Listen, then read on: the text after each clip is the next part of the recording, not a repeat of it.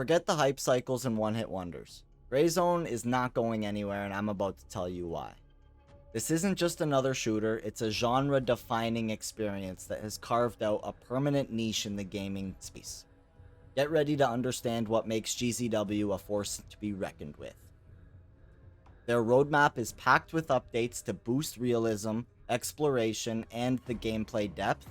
I'm going to show you what's coming, starting with patch 0.3.5.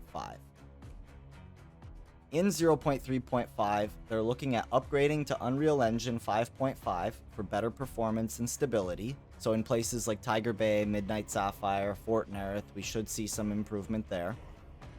The AI are going to be smarter with more realistic behavior and with their aiming. You know, no more snapshotting you to the head, no more one-shots from the basic AI. Their perception will be changed. They will be improving the weapon sway a lot to reflect a combat operator being good with their weapon. And they'll also be changing the way your death screen works so that it properly reflects fatal shots and you'll know better where you died from, right? There is going to be some memory optimization as well for smoother gameplay.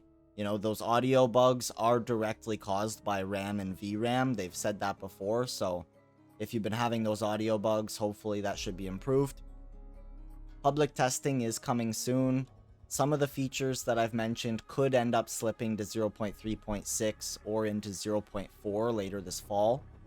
Speaking of 0.3.6, that's our possible cop overhaul, potentially revamping the cop outposts and deeper mechanics, they say.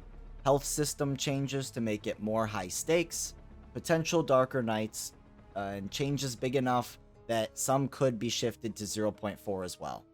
Experimental is confirmed for this, we just don't have a date yet. Later this fall with Dark Revelations 0.4, this is fall 2025.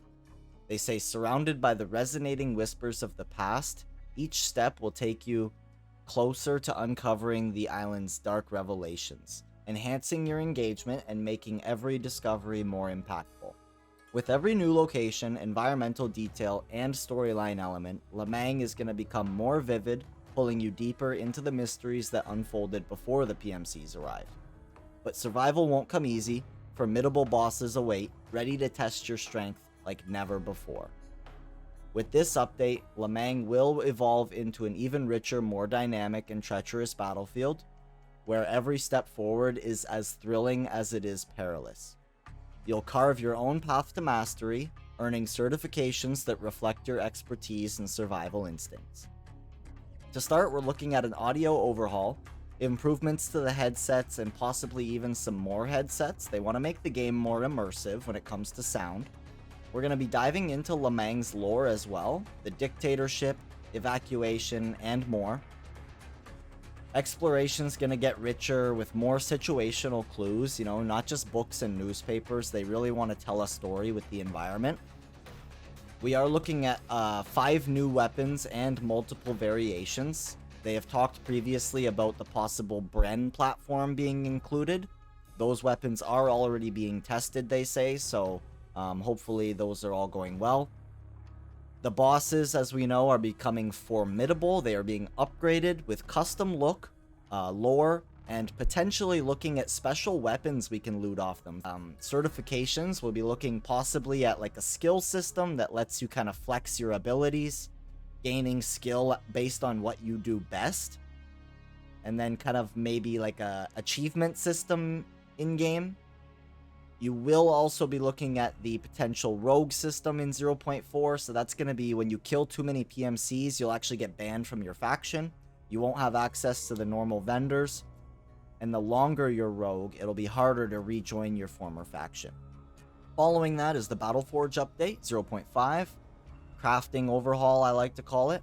That'll be in the spring of 2026. It says, after Dark Revelations, we will continue to roll out major updates roughly every 6 months, each packed with exciting new features. Our vision is to develop the game alongside the community, refining our priorities based on your feedback and steadily expanding gameplay with meaningful, impactful updates. Through relentless development, we strive to push the boundaries of the genre, developing a deeper, more immersive experience that grows to increasingly challenge and engage you. In this update, we'll be looking at possibly having the HK platform introduced. We'll be looking at building and upgrading workbenches to be crafting a whole block of items. They said we could be looking at crafting out on mission as well, so think like bandages out of t-shirts. They are also looking at introducing a crafting vendor and sort of a resource system to go along with that. So you're going to be looking at like buying or looting items to help you craft other items. They did say something about a crafting room as well, kind of like a in-person crafting room that you level up. This is going to be a really massive update that definitely redefines the way that we gear up.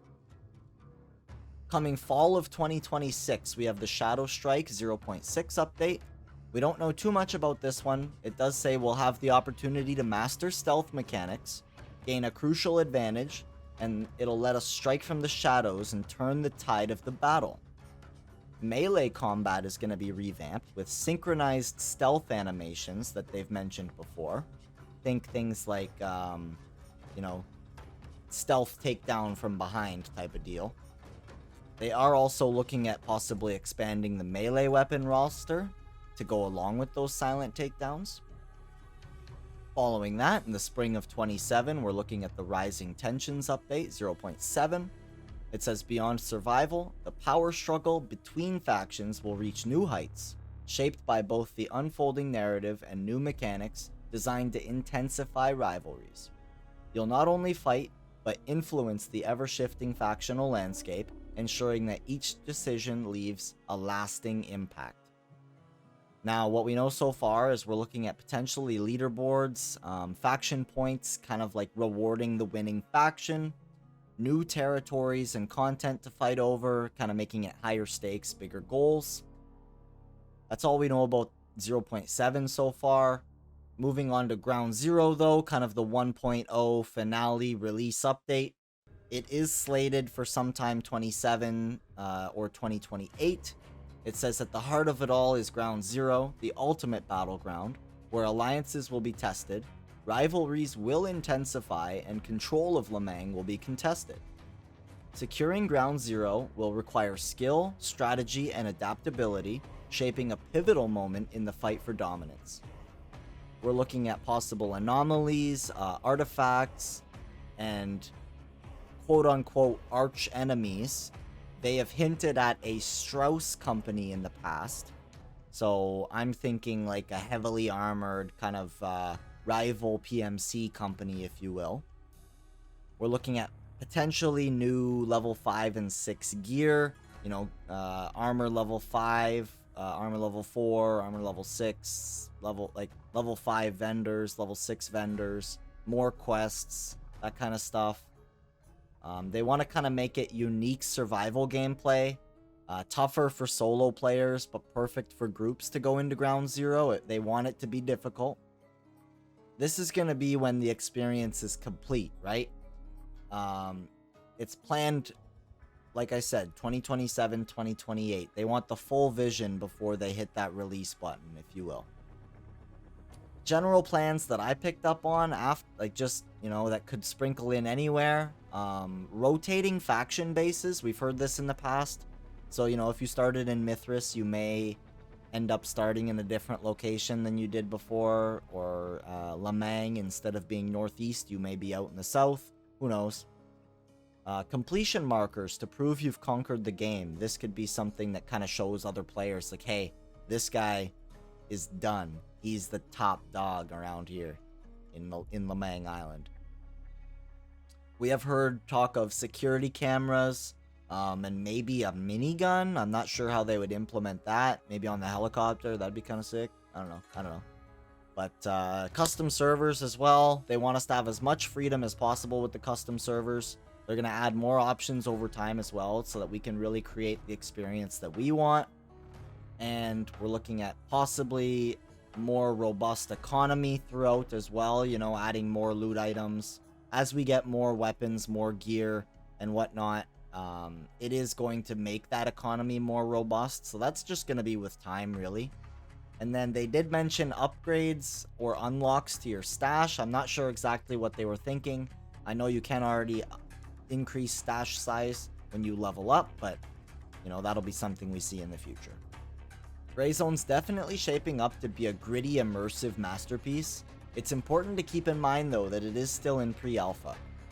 Let me know which update you are most hyped for. Drop your thoughts and hit that subscribe button. Stay tuned for when they do public texting or when I drop a new video. Have a great day and don't hurt anybody.